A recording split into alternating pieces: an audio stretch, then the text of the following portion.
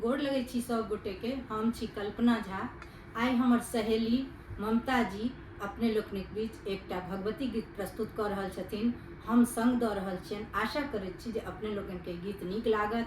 जँ नीक लागय तऽ अपन आशीर्वाद जरूर देब।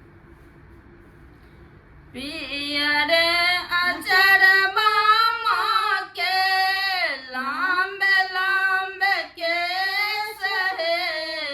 पियर अचरबा माँ के लांबे लांबे केस हे। कहाँ माँ से अयला भवानी माँ गहबर में ठार हे।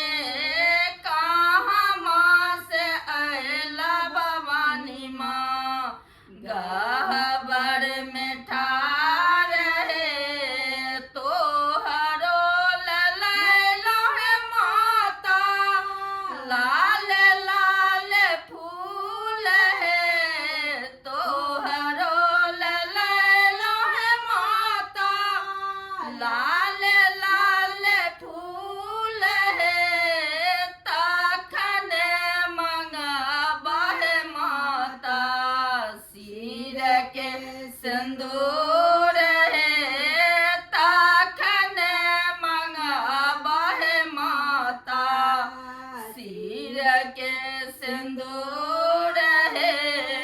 पियर अचरबा माँ के लांबे लांबे केस हे।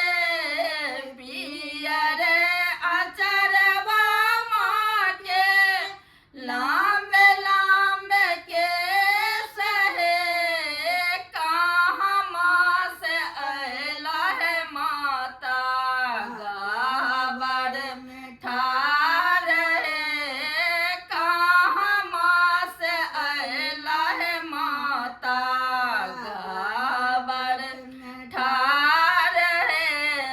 तोहरो ललैलो है माता मधुरा कथा रहे। तोहरो ललैलो है माता मधुर कथा रहे। तखने मंगबा हे माता गोदी भरल फूल